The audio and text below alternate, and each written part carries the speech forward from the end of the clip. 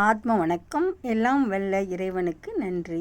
அகத்தியர் சித்தர் இந்த ஜீவ சமாதி பற்றி என்ன குறிப்பிடுகிறார் அப்படிங்கிறத பற்றி இந்த பதிவின் மூலமாக நம்ம தெரிஞ்சுக்கலாம்.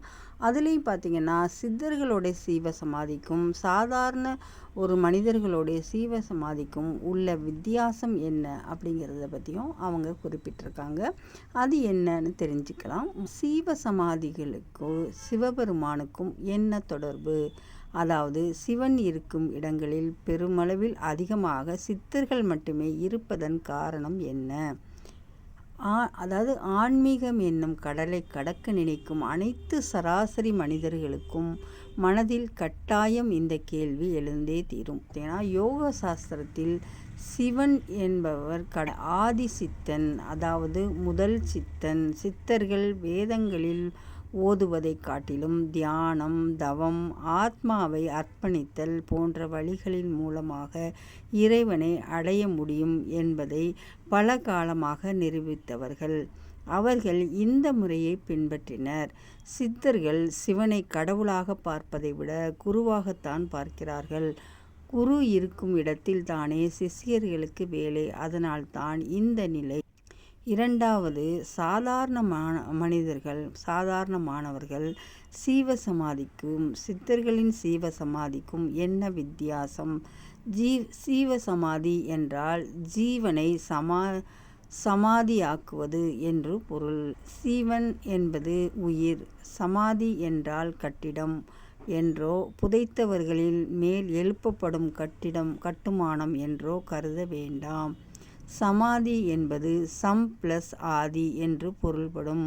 அதாவது மனம் ஆதி ஆத்மாவானது உடலை அடையும் போது எவ்வளவு தூய்மையாக இருந்ததோ அதே தூய்மையை மீண்டும் பெற்று உன்னத நிலையை அடைவது என்று பொருள்.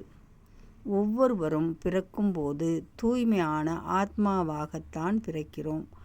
ஆனால் வளரும்போது காலம் செல்ல செல்ல உலகம் என்னும் மாயையில் சிக்கி இல்லற வாழ்வில் பல பாவங்களை செய்கிறோம்.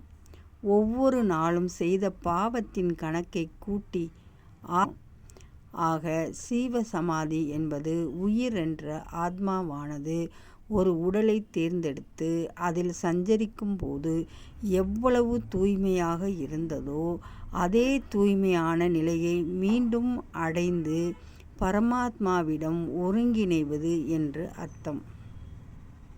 இதை செய்வது என்பது சாதாரண விஷயம் அல்ல. தியானம், தவம், கடுமையான விரதங்கள் என கடுமையான மனநிலைகளை கடந்துதான் இந்த சீவ சமாதியை நம்மால் அடைய முடியும். ஒருவர் சீவ சமாதி ஆகும்போது அவரின் உடல் அழுகுவது இல்லை. இது எப்படி என்ற கேள்வி வரலாம். விடை காயக்கல்பம். காயக்கல்பம் என்பது இரண்டு வகைப்படும். ஒன்று நாம் உட்கொள்வது, அதாவது மூலிகை தயாரிப்பு.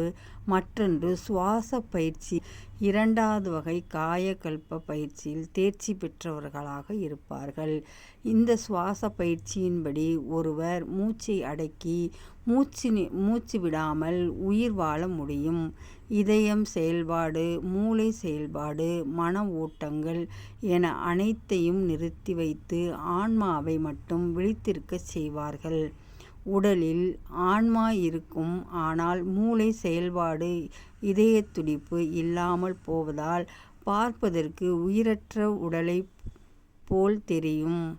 இவ்வாறு சீவசமாதி ஆகும் மகான்கள் தங்கள் உடலை விட்டு பஞ்சபூத நிலைகளில் எந்த நிலையில் வேண்டுமானாலும் தங்களின் ஆத்மாவை உருவகம் செய்து கொள்ள முடியும் என அகத்திய சித்தர் கூறுகிறார். பொதுவாக சீவசமாதி அடைபவர்கள் உலக நன்மைக்காக வேண்டியே அதிக அளவில் அதை செய்வார்கள். அப்படி செய்யும்போது அந்த எண்ணங்கள் அவர்கள் உடலோடு ஒன்றி இருக்கும். அந்த எண்ணங்களின் அதிர்வுகள் அந்த சீவசமாதியின் மீது இரு கட்டுமானங்களில் காலாகாலமாக எதிரொலித்து கொண்டே இருக்கும். நாம் நன்மையான விஷயங்களை வேண்டி அவற்றை வலம் வரும்போது அந்த அதிர்வலைகளானது நம் மனதை தாக்கி அதை தூய்மை செய்து நல்ல சிந்தனைகளை அடைவதற்கான வழிவகையை நம் மனதிற்குள்ளேயே விதைத்துவிடும். பல மகான்கள் சீவ சமாதியை தேர்ந்தெடுக்க இதுவே முக்கிய காரணம். மறுபுறம் சாதாரண மனிதர்களின் சமாதி அவர்களின் உடல் அழுகிவிடும். எந்த ஒரு அதிர்வுகளும் இருக்காது. ஏனென்றால் அவர்களுக்கு இந்த சூட்சமங்கள் தெரியவே தெரியாது.